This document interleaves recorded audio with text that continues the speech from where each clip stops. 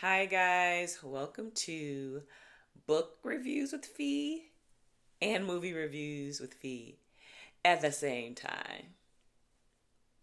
Today, we are discussing The Supremes at Earl's All You Can Eat.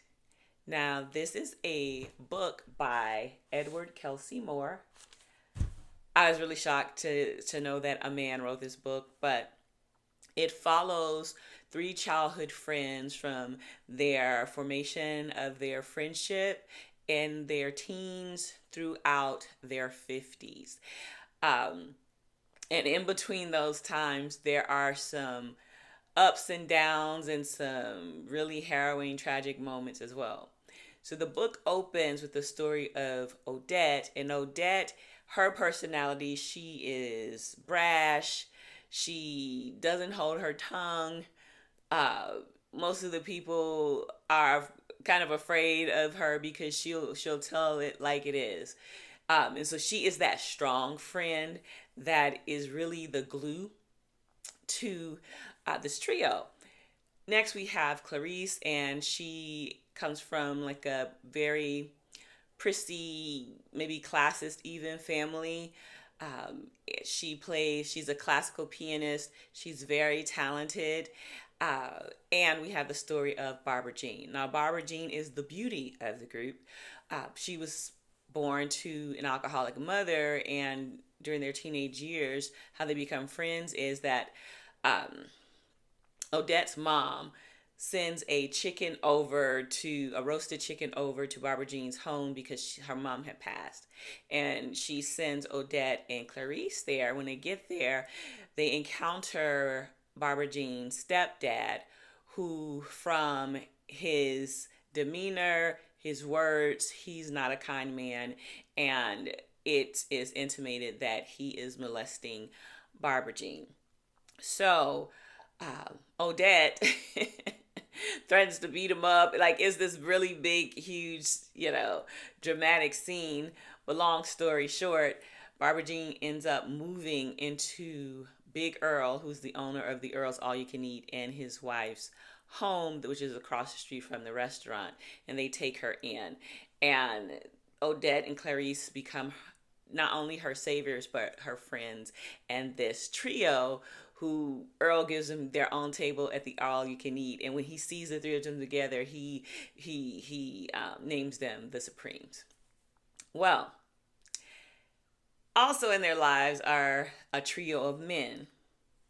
Odette, who is the big brass um, loudmouth one, she ends up with James, who is this very shy, quiet boy who's in love with her.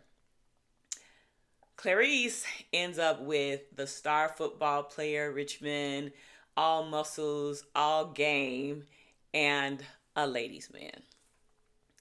And Barbara Jean, she ends up with Lester, who is the entrepreneur who becomes very wealthy, and there's a age gap between them.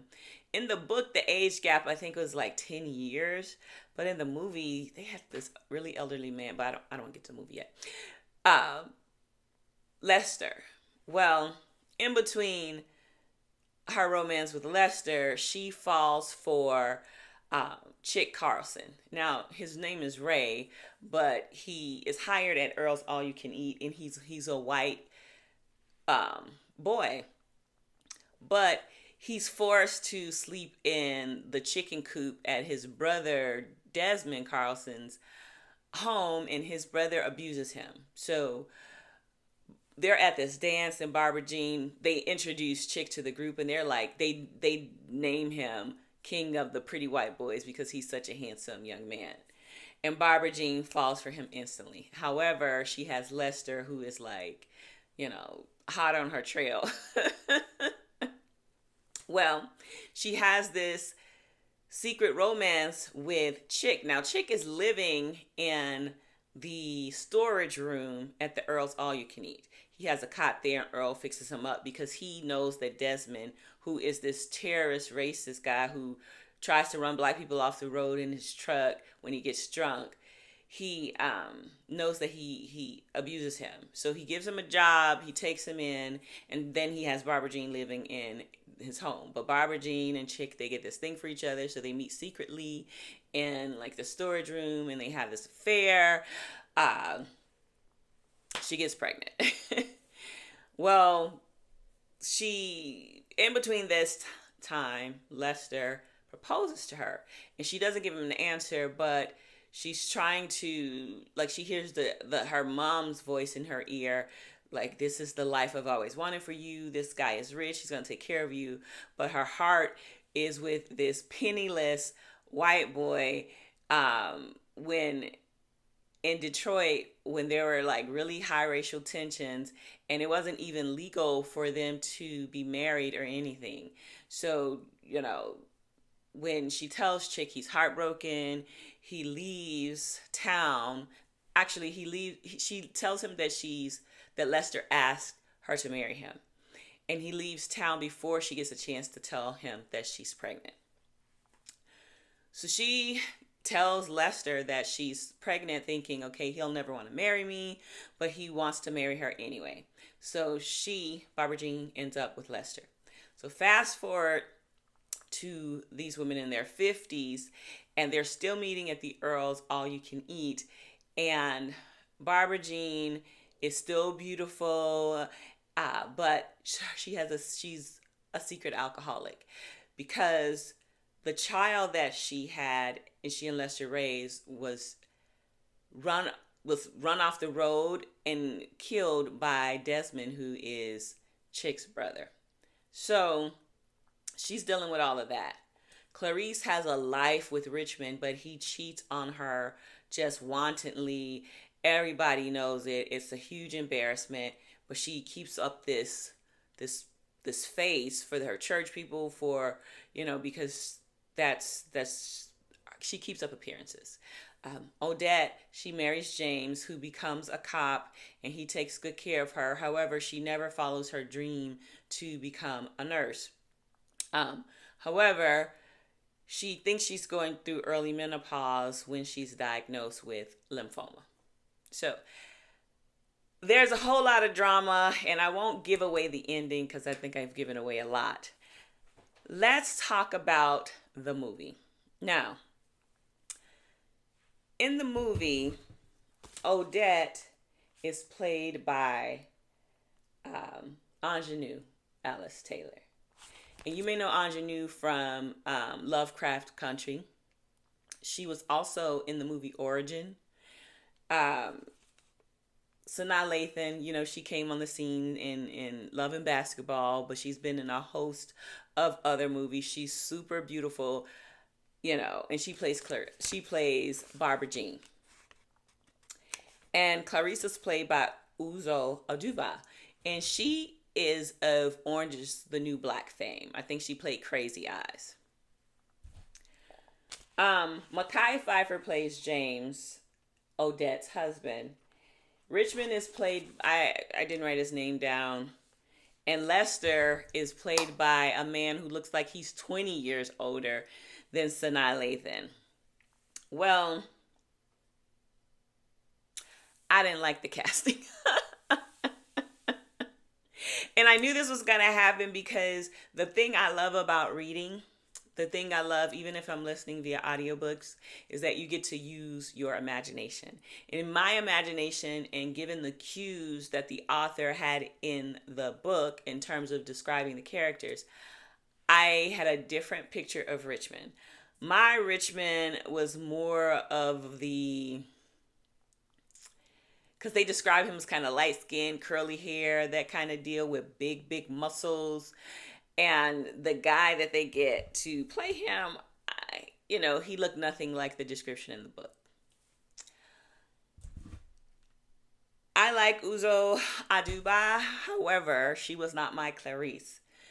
Clarice, in my mind, was kind of petite, because the book talks about her mom telling her that it's better to starve yourself than to gain weight, etc., etc. So I imagine a more svelte actress. And I didn't get that. Ingenue was, I never thought of her as like a brash, loudmouth, in your face kind of character, but she's such a great actress. I totally bought her as Odette. So that's my first point of contention between the movie and the book, the casting. My second point is the movie felt rushed.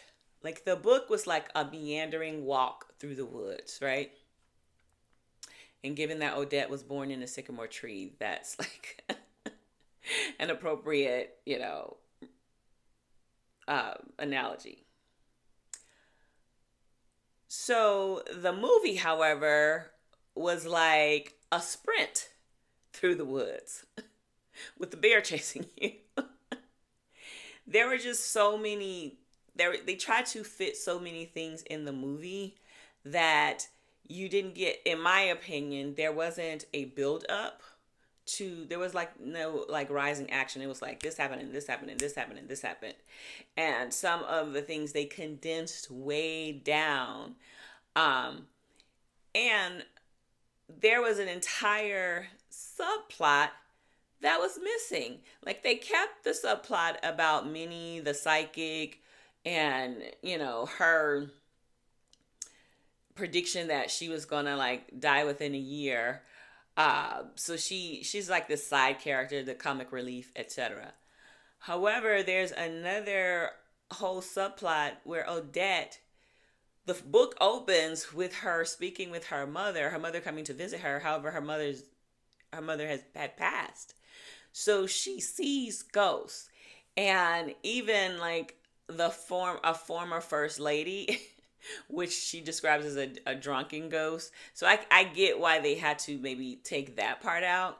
But a lot of the information that she gets and she even relays when she's like in the hospital is coming from the ghosts that she's seeing, And without that, you lose a little bit of the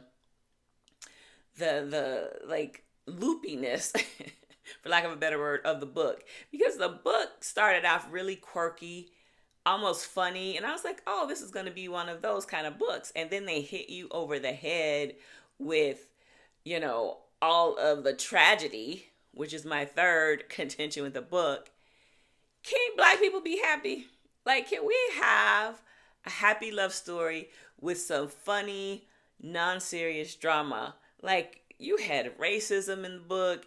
You had murder in the book. You had cancer in the book. You had death, multiple people dying in the book. And so therefore in the movie.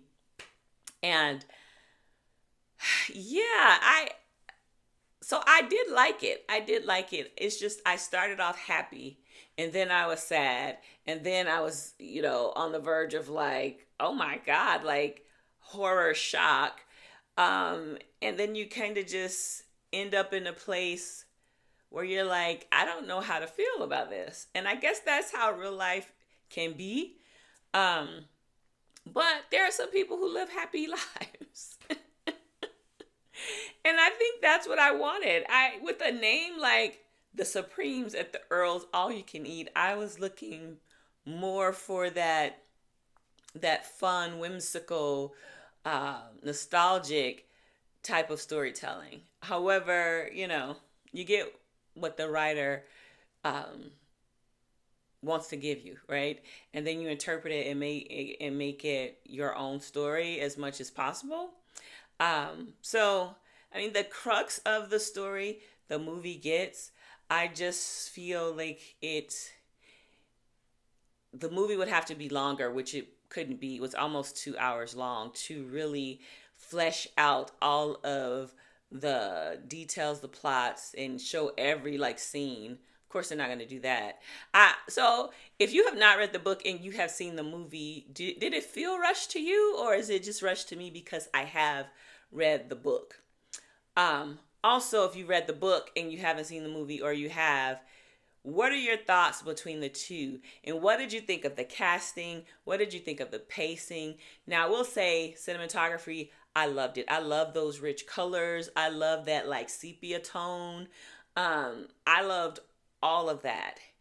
I just envisioned something totally different in my imagination than what the screenwriter, the director, and all of that had in mind. So I say read the book, then watch the movie, but I'd like to hear your thoughts.